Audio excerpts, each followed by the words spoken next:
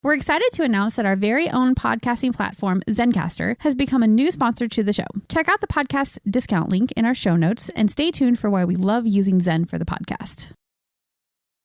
You're listening to the Archaeology Podcast Network. Hello out there in Archaeology Podcast land. This is Dr. Alan Garfinkel. I'm the president and founder of the California Rock Art Foundation. And what we do is we identify, evaluate, manage, and conserve rock art both in Alta California and in Baja California.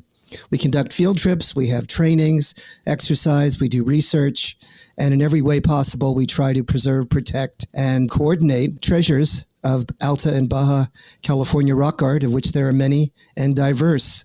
We also work closely with Native Americans and partner with them to recognize and protect sacred sites. So for more info about the fabulous California Rock Art Foundation, you can go to carockart.org. Also, I'm open to give me a call, 805-312-2261. We would welcome sponsorship or underwriting, helping us to defray the costs of our podcasts, and also membership in California Rock Art Foundation. And of course, donations, since we are a 501c3 nonprofit scientific and educational corporation. God bless everyone out there in podcast land.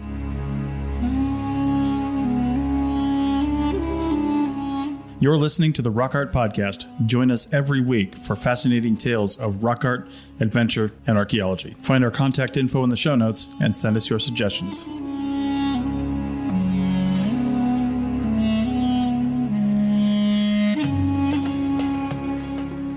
Hello and welcome to the Rock Art Podcast, episode 28 with Dr. Alan Garfinkel and myself, Chris Webster. Today we talk about astronomy and we continue our definitions of types of rock art, and at the very end, we get into dating methods.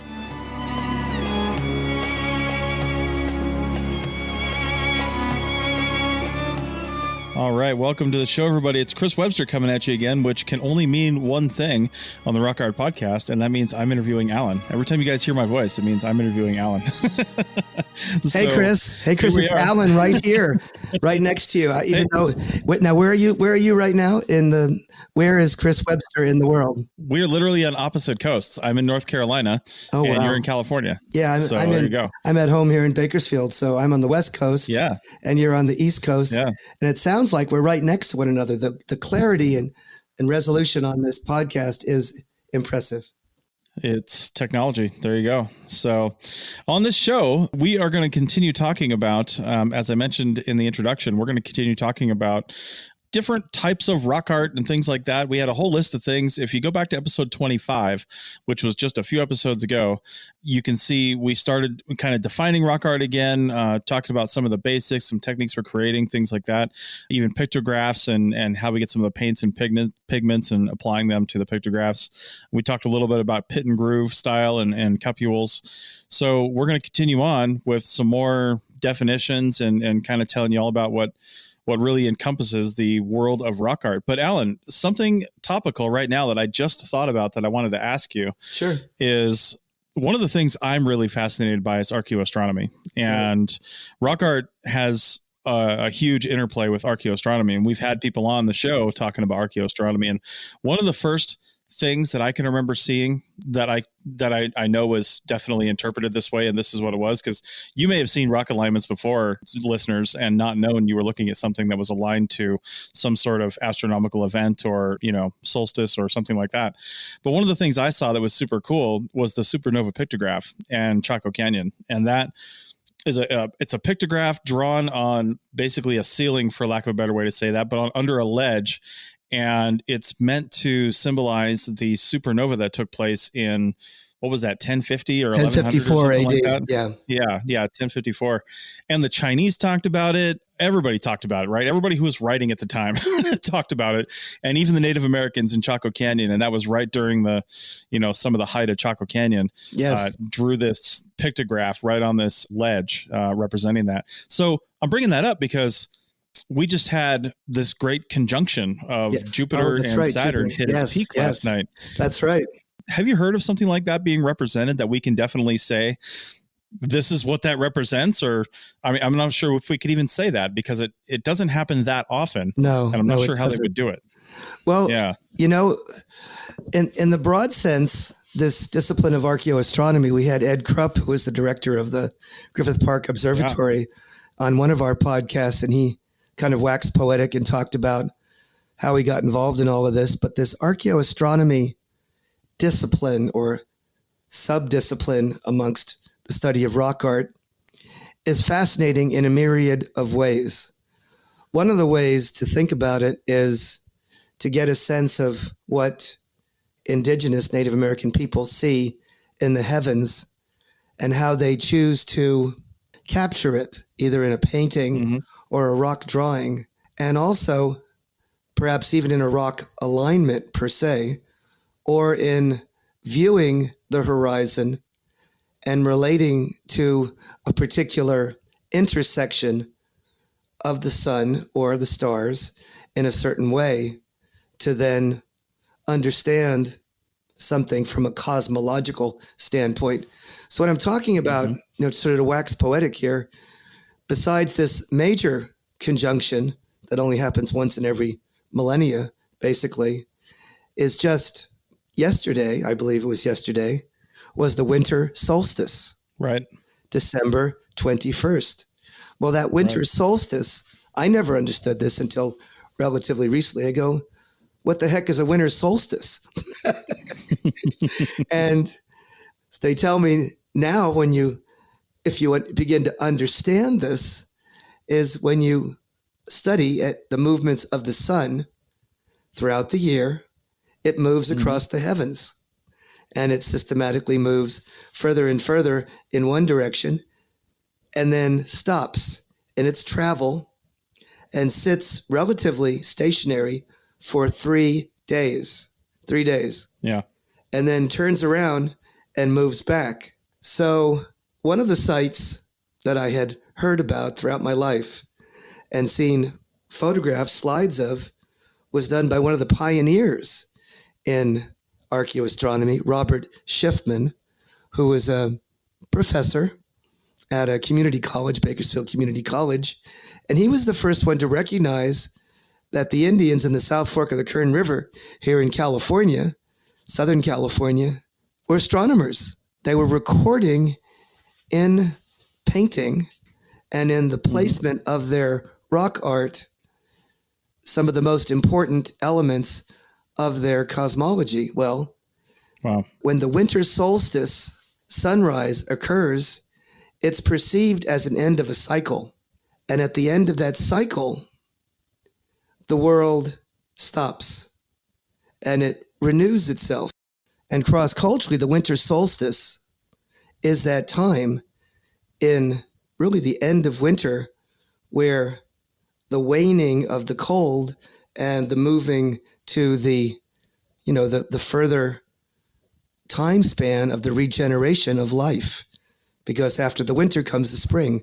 So in other words, what they've done in many instances is either depict a phenomenon on a painting site or align an alignment or rock alignment on the ground to identify exactly where that intersection occurs. So for instance, at Mary's Cave in the Eastern Mojave Desert, they have a rock shelter that if you stand there at that rock shelter, you will see the intersection of the sunrise on the horizon at a particular point during that cycle. Same thing with there's an immense boulder, immense. It's hanging off the side of an arroyo, and it's split in two. You can see it from the highway. That's how large it is when you're just driving by on what they call Highway 178 that goes from Bakersfield up over the Sierras and down into the Western Mojave Desert. If you glance over, you can see that boulder. If you stand in front of that boulder, if you look at the painting shows that they were counting, and they had a big line that went up the top of the boulder, and there are tally marks. But besides that, there is a depiction of a mountain, a V, upside down, with the rays of the sun coming up behind it.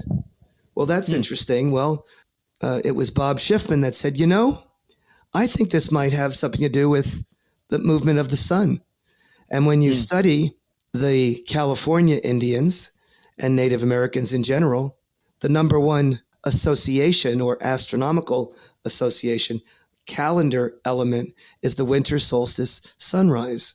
That is the most important event. So if you stand in front of that boulder and you look towards the horizon, which I'd never done before, and when someone in my office coached me and said, Alvin, you should go out there and get those Indians to re-inaugurate their sun ceremony.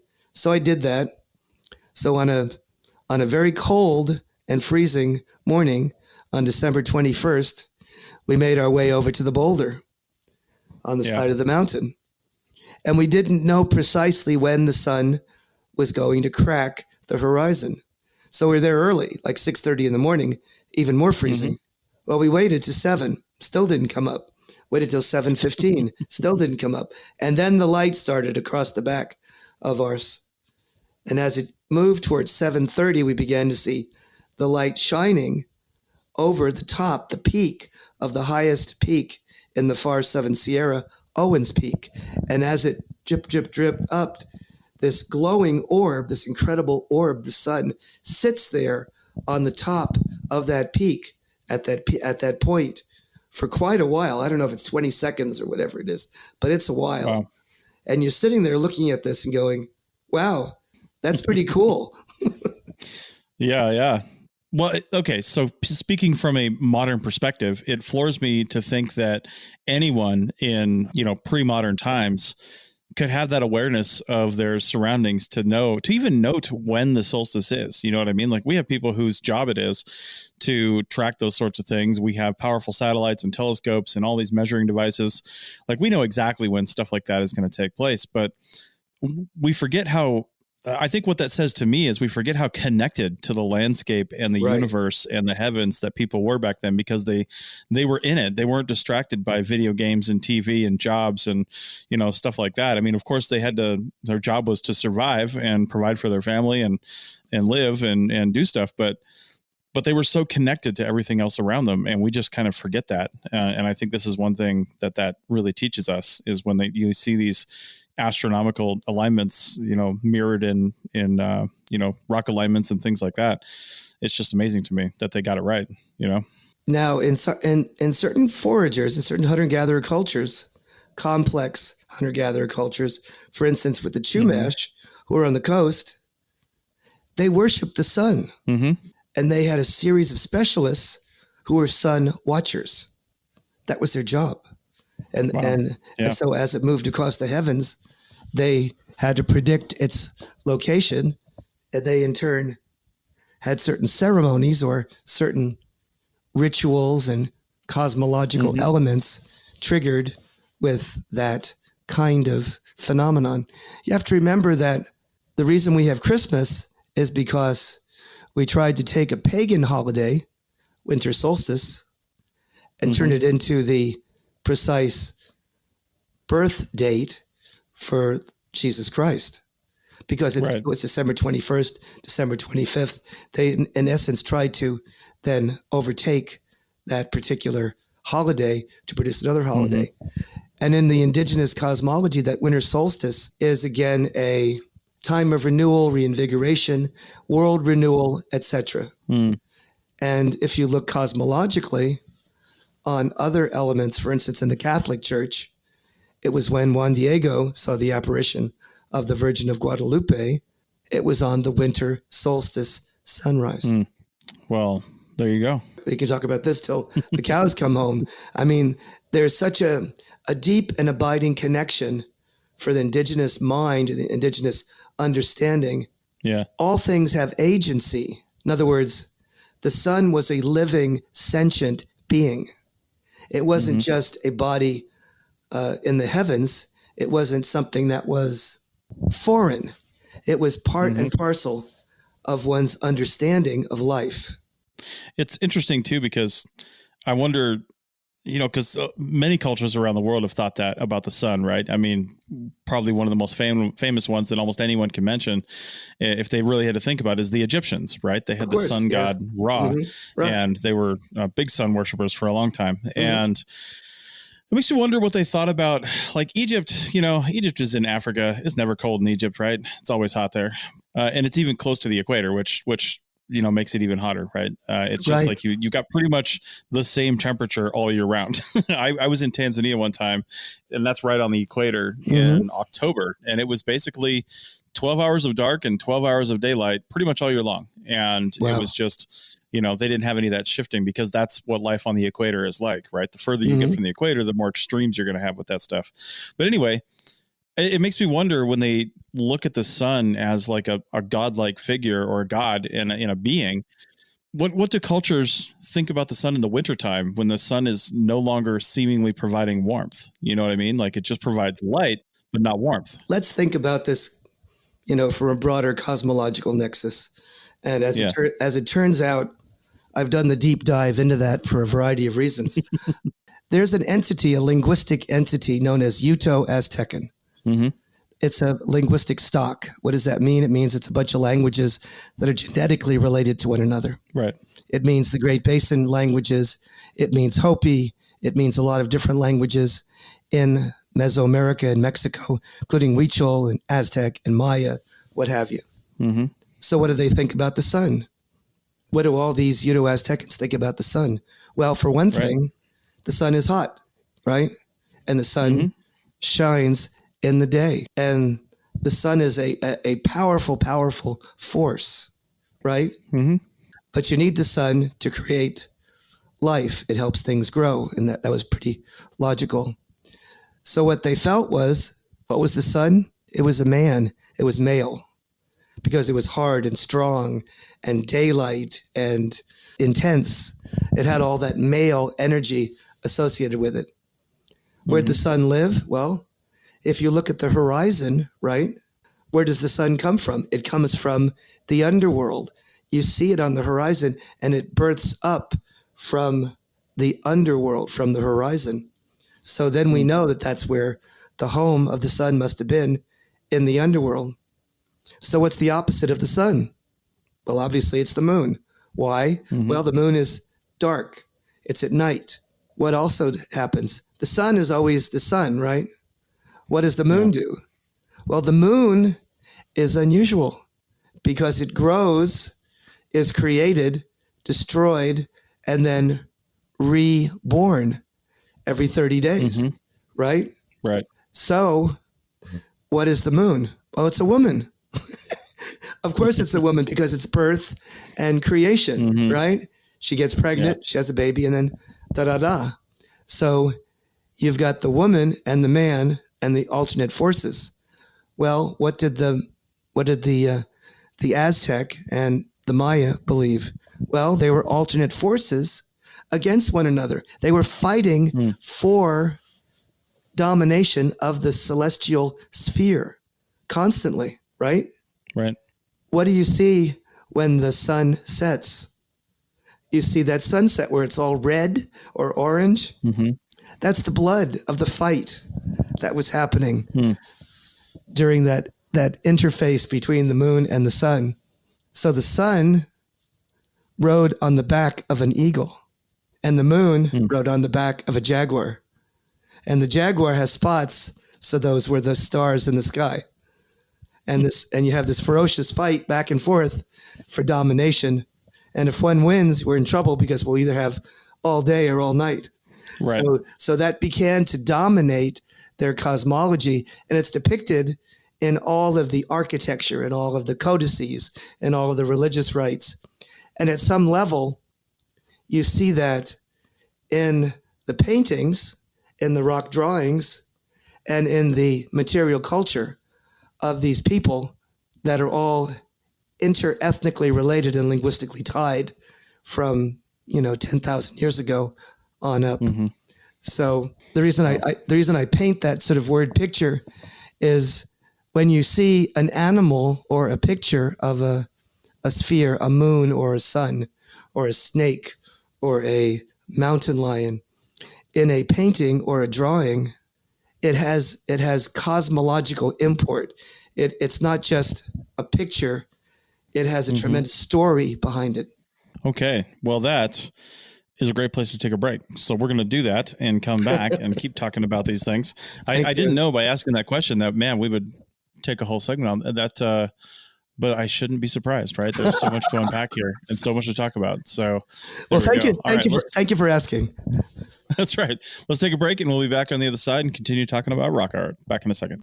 Chris Webster here for the Archaeology Podcast Network. We strive for high quality interviews and content so you can find information on any topic in archaeology from around the world. One way we do that is by recording interviews with our hosts and guests located in many parts of the world all at once. We do that through the use of Zencastr. That's Zencastr. Zencastr allows us to record high quality audio with no stress on the guest. Just send them a link to click on and that's it. Zencastr does the rest. They even do automatic transcriptions. Check out the link in the show notes for 30% off your first 3 months or go to zencastr.com and use the code ROCKART. Looking to expand your knowledge of X-rays and imaging in the archaeology field? Then check out An Introduction to Paleoradiography, a short online course offering professional training for archaeologists and affiliated disciplines. Created by archaeologist, radiographer, and lecturer James Elliott, the content of this course is based upon his research and teaching experience in higher education. It is approved by the Chartered Institute for Archaeologists as 4 hours of training. That's in the UK, for those of you that don't know. So don't miss out on this exciting opportunity for professional and personal development. For more information on pricing and course structure, visit paleoimaging.com. That's PALEO imaging.com and look for the link in the show notes to this episode.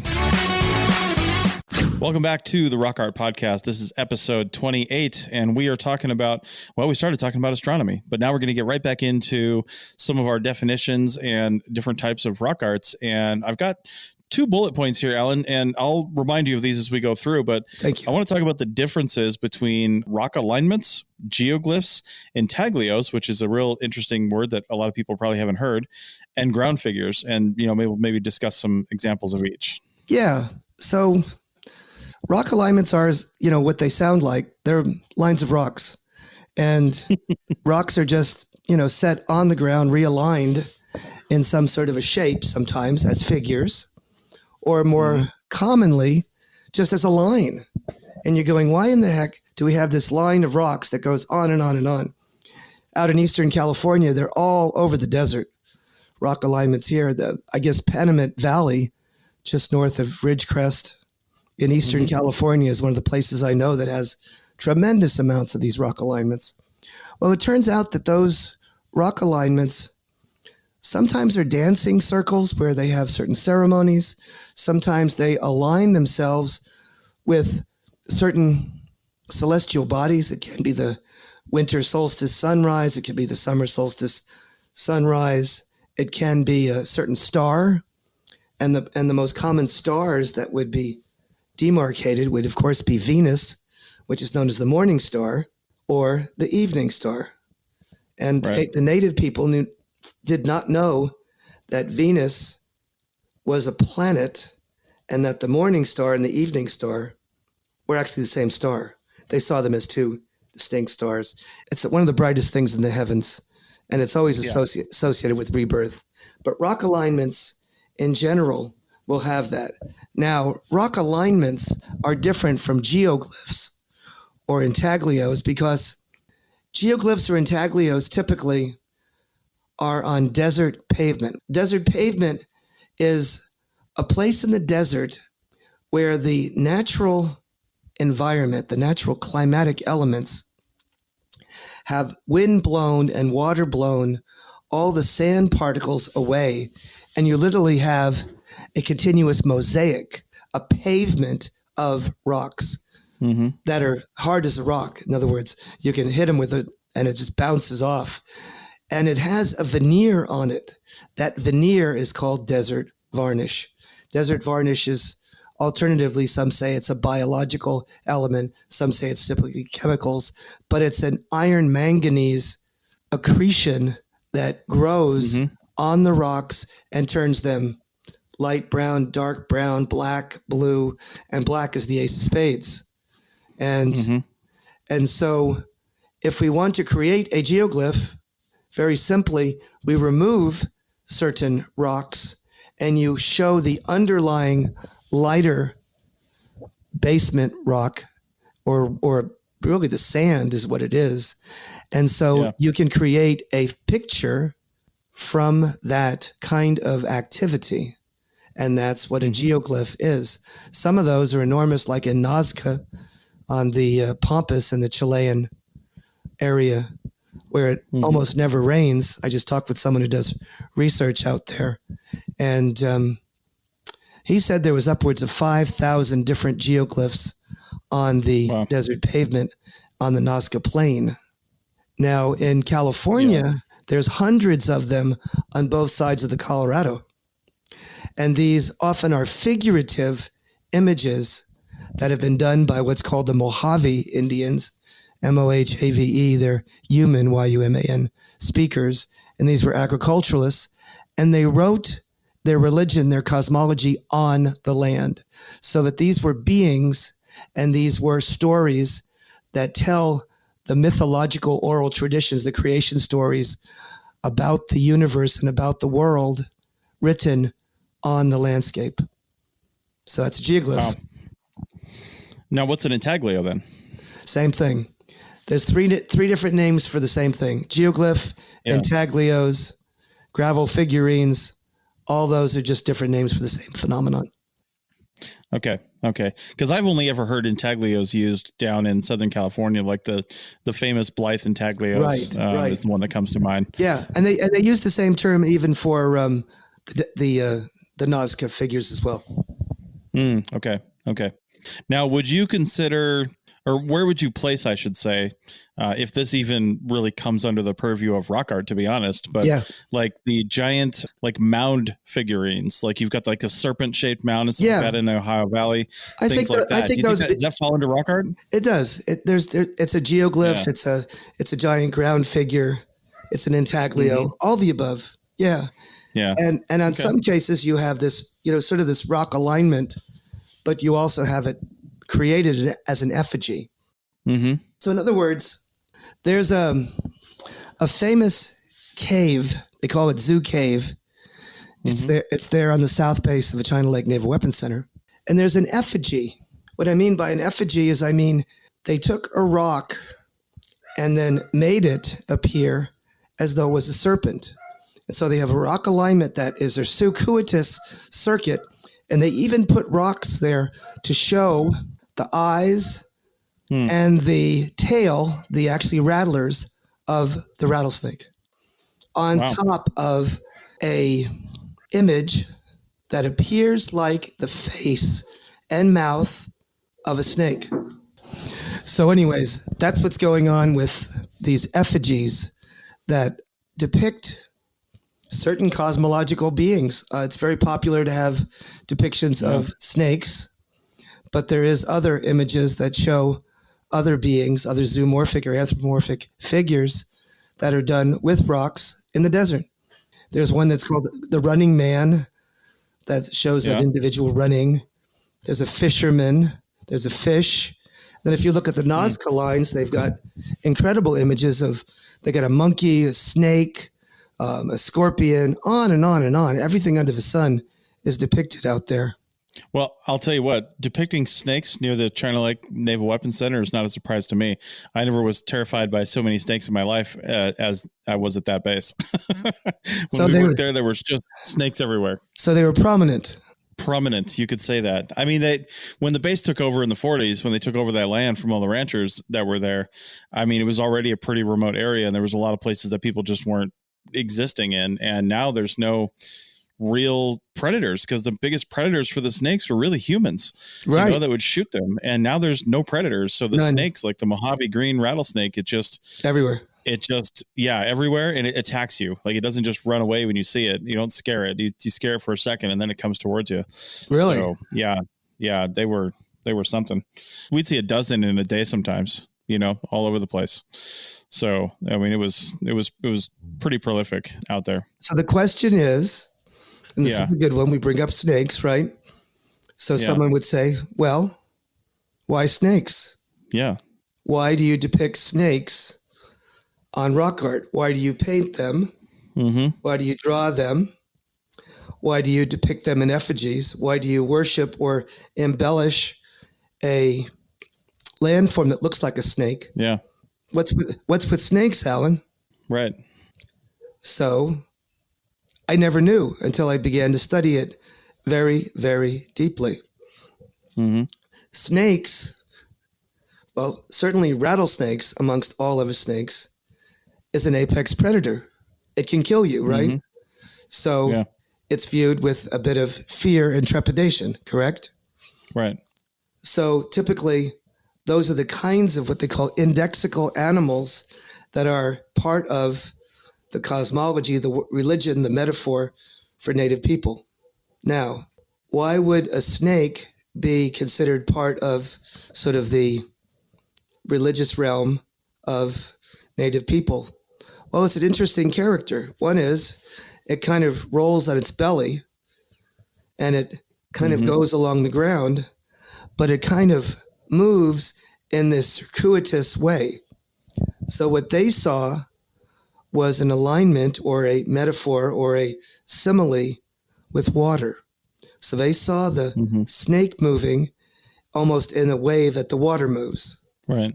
Then they saw that the snake sheds its skin. There wasn't any other animal that they could see that sheds its skin like that. They thought it was a metaphor for resurrection, for death and new life. Yeah. When a body is open, when it's split open, or when you look inside of it, what do you see? You see intestines, you see veins, you see arteries. Well, the native people said, those look to me like snakes. So they thought snakes were a enervating or energizing element of life. Jeez. The other thing that happens is when it rains, what happens? Well, the rain comes and fills the burrows of the snakes, and the snakes come out of the burrows because they're all rained on and flooded. So in native minds, the snakes bring the rain. So snakes were rain bringers. And so snakes were associated with water and rain and bringing new life and plants. And also with this reiteration, this circuitous motion. They're also the animals that are liminal. What do I mean by liminal? They live in two worlds.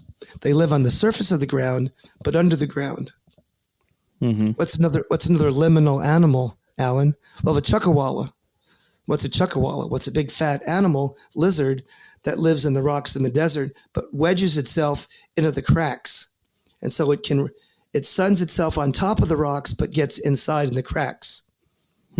What's another liminal animal? The quail. You can't see it. Quails are always gone, but then you hear them and they scare you to death. They come out of everything and they're running around. So they're kind of in the brush, but then they appear and they kind of run along the ground. They don't really fly very much. So they're considered these ground birds. So these are liminal creatures that live in two worlds.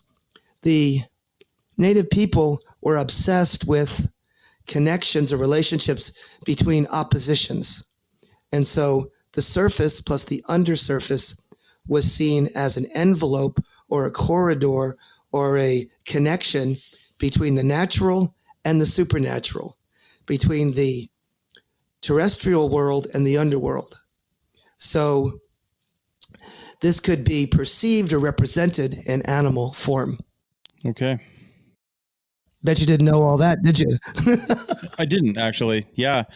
It's interesting, the parallels with different civilizations, because a number of civilizations around the planet have had this fascination, for lack of a better word, between light and dark, the underworld and, the living world. And, and really from they lived in darkness a lot of times, pre-fire especially, but even with fire, like you go away from the fire pit and you're back in the darkness again. So the darkness is all around them, and understanding these things was probably really tough. So they did the best they could with the, resources they had. Absolutely. Yeah. It's funny because as we have begun to understand more specifically and in greater depth, native thought, native healing practices, native religion, we've come to find that their perceptions are not as fanciful or as impractical as we might have imagined. In other words, a lot of the ways the healing modalities that they had, the ethnobotanicals, and even the medicine doctors that they had, did things that affected our physiology in ways that our conventional medicine can't do. And it has been a very effective way of sometimes transforming people's lives from sickness into health. Okay, well, that is a positive note to end this segment on. So let's do that. And we will come back on the other side and talk about just a couple more items I have on my list here for different types or techniques of rock art. And we'll do that on the other side. Back in a minute. You may have heard my pitch for membership. It's a great idea and really helps out. However, you can also support us by picking up a fun t-shirt, sticker, or something from a large selection of items from our TeePublic store. Head over to arcpodnet.com/shop for a link. That's arcpodnet.com/shop to pick up some fun swag and support the show.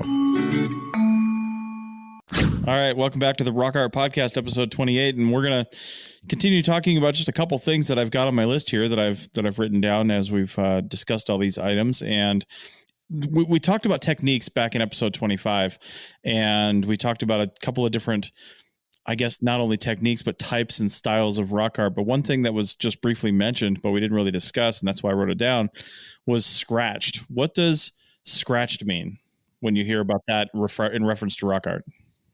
So for the longest time, actually, most rock art scientists, even in the Great Basin in the Desert West and the Far West, didn't recognize that there was a type of rock art called scratched. For instance, when the Coso rock art of Eastern California was documented, and they documented tens of thousands of glyphs, they didn't record a single scratched rock art element, not a one. So fast forward, many decades further along and more recently, and everybody said, what are all these scritches and scratches going all over this rock art? They said, well, maybe somebody tried to, eradicate it, or maybe they were trying to vandalize it. They says, no, there's different symbols in there, and there's different styles, and this isn't just, random scratching. They're putting them into different patterns. They're rectangulars, and they're nets, and there's different, it almost looks like basketry. Right. So what they eventually found out was native people at various times used a single piece of flaked stone to scratch, typically on some sort of a desert varnished rock face, and it created an image. It's a very light image, and it cannot be seen well unless you're looking at it in sort of glancing light, or whether there's cloud cover, or whether you have precisely the right view of it and it shows up. And unless you're looking for it, you'll miss it, because it's very, very thin, very ephemeral, and very light. So they found a thing called scratched rock art. So and then people said, well, how much of this is there? Well, it turns out it's all over the entire Great Basin, as an example. And some places have it much more prominently than others. When they recorded the rock art at a place called Little Lake, which is on the edge of the Western Great Basin, they found about 6,000 individual instances of rock art, and 20% of them, over 1,000 individual instances of scratched rock art. They said, why is there so much scratched rock art, Alan? Well, what some researchers, I'd say many researchers, even most researchers, have come to the conclusion that scratched rock art, for the most part, the lion's share, is a very late prehistoric expression in the Desert West. So the last group of Indians that were there, Great Basin Paiute Shoshones, embellished. At one point, people thought they were trying to obliterate or deface the earlier rock art. They added scratches to older Great Basin carved or abstract or representational rock art. And you see it. Yeah. You can see it. Now, when Joanne Van Tilburg did her study at Little Lake, she found 1,200 instances of rock art of this scratched style. And she had a lot to say about it. She said that it was ephemeral, It was mainly done not curvilinear, but rectilinear. Mm-hmm. And it was also in areas that appeared to be associated with water or with areas that would be prominent places to harvest plants. So she argued that this scratched rock art might be the product of women. It might be a gendered or sexual specific kind of rock art that was performed by and for women. Right. You did mention early on that these were found on top of, presumably older instances of rock art, because you can tell that the scratch is over the top of it, right? It just, it's digging into it. So is it always found that way? It's not so easy to differentiate the episode of that rock art. Some people say it's impossible. Okay. Other people say it's obvious that it's superimposed on it and more recent. If you look at it closely, you can see that it's much more recent. It's not as varnished as the older rock art. Mm-hmm. And you'd have to look at it microscopically and to study it so you can dismantle it or deconstruct the episode of when it's produced, which is not so easy. No, I can't imagine. Yeah. So also what we found, certainly in Little Petroglyph Canyon, this wasn't supposed to be there, but in other places in the California desert, but certainly in the Coso rock art area, this scratched rock art has little tiny figures, like as big as my thumb. They'll have little decorated animal human figures. They'll have other figures. They'll also have baskets that are scratched. They have horses that are scratched. What else do they have? All kinds of different figures that are scratched in the rocks. So we do find this stuff on its own, not like with other figures from a different style, presumably above or below it? It is found on its own, but most commonly it's found in association, either embellishing next to or superimposing older rock art. Right. So you can't date it very well because it's so thin, you couldn't really use any sort of XRF, sort of a portable XRF way to, you couldn't get the actual measurement on it. But it's found superimposed on recent milling basins. So you'll see it right next to the most recent episode of, sort of the technology of milling. And you can date the millstones because you can date the actual revarnishing of that basin. And it's recent. It's only a few hundred, about 500 years old at most. Now, you just opened us up to a conversation about dating, and I was going to bring up XRF. Can you tell us, now that stands for X-ray fluorescence, and I know, man, the world kind of changed when they built the portable XRF, a device that they could take out into a battery powered thing that they could take out pretty much anywhere and, point it at something and get some data off it. But what can we learn? What does XRF do? What is it looking for? What can we use it on? And what can it tell us specifically related to rock art? Well, this portable XRF, as well as some of the, independent XRF machines, are machines that are examining the actual chemistry of rocks. So we're trying to get a quantitative measure of the relative percentages, the relative ubiquity, the relative presence of the chemistry of a rock. So in other words, iron, manganese, titanium, all the various chemical elements, the minerals and elements of a rock. So when you do that, if you're examining pigment, you can chemically characterize it and find out what its constituents are, and you can match that with the parent rock and find out its geographical source.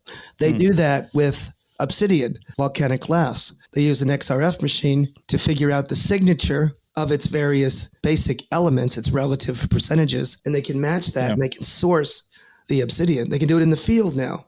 They used to have to take it in the laboratory. But when you're looking at rock art per se, this has been going on for quite some time, there may be a way to date rock art using portable XRF. What you do is you try to get a background reading for the unpecked rock. What's the chemistry of it? And then you also examine the pecked out areas to see what the relative frequency of that basic element is. And the element that works best in that sense is manganese, because it's accreting manganese. So the relative percentages is a function of the background rock and the pecked out rock. And if you subtract them, it gives you a number, and you can calibrate that and figure out how old the glyph is. That's, a very simple expression, which gets very complicated because you have rocks that tip up and tip down, and you've got to figure out what's going on, and you got to be sure you have a good reading. You get multiple readings and blah, blah, blah. But when it's been used several times in different ways, it eventually has given us fairly reasonable and relatively consistent measures of the antiquity of rock drawings that are done on desert varnished canvases. And desert varnish is this accretion of clay and water and sun and various chemicals that taint the rock, that paint the rock with this varnish, this accretion that's made of iron and manganese, and turns it brown and black and all the other colors, and it gets it darker, darker, darker. So when it's completely revarnished, we're looking at a image that's about 10,000 years old. Right. And that's rather amazing. Well, you got to take other factors into play too when you're thinking about that, because and this is what makes science so fun, right? So they can say that it's 10,000 years old, but you're looking at it and saying, well, right now, current temperature and weather variations will produce desert varnish at, X rate, right? But the weather and climate, more specifically, the climate has changed pretty drastically over the last 10,000 years. I mean, 10,000 years ago, we were coming out of an ice age. Exactly. So, things were different, and we have different climatic events that have happened throughout time, especially when you start going back that far. So desert varnish and things like that could have come and gone. The rate at which it's created, it changes. It fluctuates through time, and you have to bring in other sources. I mean, that's how we do when we look at like obsidian hydration and things like that. When we're trying to measure like the obsidian growth rind around a piece of obsidian, that changes as well. And we use other sources like ice core data, tree ring data, things like that to get a calibrated picture of that history. Exactly. So what they do for this desert varnish dating is they try to figure out, well, when did the climate change and when did the varnish start? Right. So they'll get an event like, let's say, the overflow of the water or the flooding that moved the rocks in there to start accreting. And then they get a radiocarbon date on that, and they can say, well, that's when the varnish started. Here's some examples of the rock. Here's what they are. I know how old that is because I know when that started. I can get a measurement on that. That's my calibration. Yeah, exactly. We only have a few minutes left in the segment. What other like overall types of dating could there be? And I want, when people are thinking about this is you kind of have to think outside the box sometimes too, right? Because you could sometimes probably start to date rock art based on what the figures are that you're looking at because the subject matter. Exactly. The subject matter. You've seen rock art with cowboys. Exactly. People with cowboy hats. Men on that can't be more than a few hundred years old. Yeah. Men with hats on animals. With equine situations. We know 1850, 1870, those date to that particular period when the cowboys were there, when they brought the horses in and et cetera, et cetera. And I've seen those pictures, and I'm very confident that those date to those particular time periods. And it's surprising how well preserved they are. Now, again, and you'll see those both in petroglyphs and in pictographs. And as we go back in time, you've got the bow and arrow. If you go back in time further, you've got the otlotl, the actual, the actual implement that was used to throw the dart, a dart thrower, a dart board. Right. And then you can also evaluate the character of those pictures. You can look at the style. You can look at the superimposition. You could even seriate. But you can look at, when you do seriation, you talk about when something is innovated, it starts slow. It grows in popularity, and then it wanes.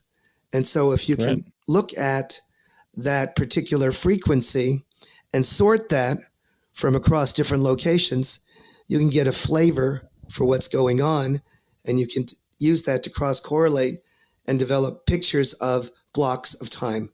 Yeah, and you're building on subject matter as well. You could look at the types of animals that are depicted. Maybe there's an animal that hasn't been in that area for a long time, or if you go back far enough, is extinct entirely. Right. So we had someone on our show who went out to the Sahara Desert to see this incredible rock art, and they talked about hippopotamuses and giraffes that were depicted on the rock art. Well, those haven't been there for a while because you're in the desert now. So they could look at the paleo environment and place those particular panels, I would say approximately, if not very specifically, in blocks of time. And then sometimes we're lucky in other parts of the world, they have writing. And the writing tells you exactly what period of time that relates to. Yeah. Well, one gentleman that I worked with, we just published an article about it, uses that particular method of looking at the historic glyphs and the desert varnish and pioneering the actual mechanism of dating that, and took that to the COSOs and then used it again. So we're making some strides, or at least beginning to get a handle on how to go about some of these means of using the interface between science and asking the rocks to speak, and they're starting to answer some preliminary questions. How's that? Hey, here, just in the last minute, I want to explain something too. People, when you talked about, historical dating methods and things like that, a lot of times people have heard of carbon dating, and they say, well, why can't you carbon date rock art? Not really thinking about what the word carbon date means, right? Right. You can't carbon date rock art because there's no carbon in it, right? Carbon.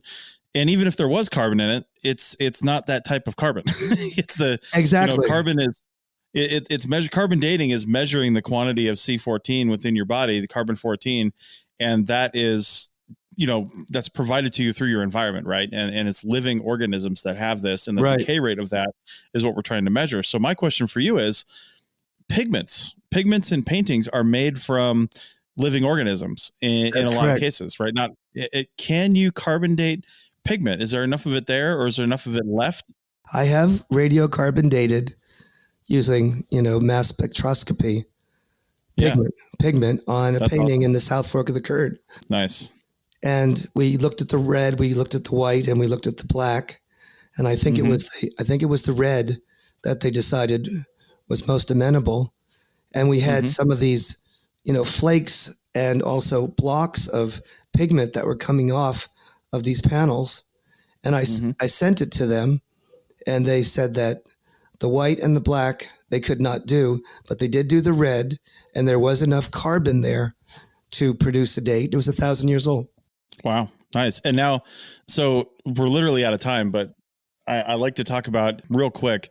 You can use that date and then help solidify, because you've got 1,000 years with error bars, right? There's going to be plus or minus X number of years, and you can help start to dial that in by subject matter and other things based on the board. So it's not just like looking for the copyright date for the rock art, right? There's never one thing. It's always a suite of materials and a suite of sciences and tools that we have in order to really figure out how old these things are. And then when we figure out how old they are, we want to cross correlate use as many methods as we can to try to, as you say, dial in and get really a block of time. We're not looking for a precise date in most cases, because we can't really get that.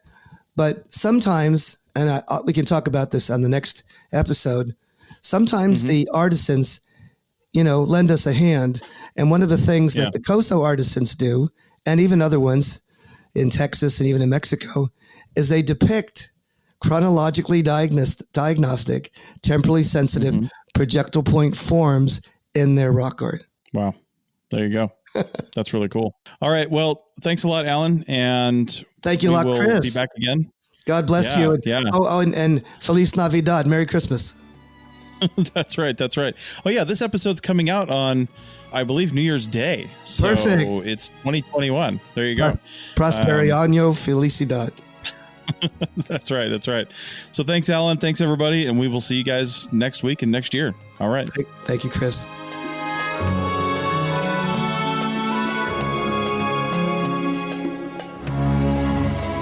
Thanks for listening to the Rock Art Podcast with Dr. Alan Garfinkel and Chris Webster. You can find this podcast on the educational podcast app Lyceum, Lyceum, and wherever you find podcasts. Find show notes and contact information at www.arcpodnet.com/rockart. Thanks for listening, and thanks for sharing this podcast with your family and friends.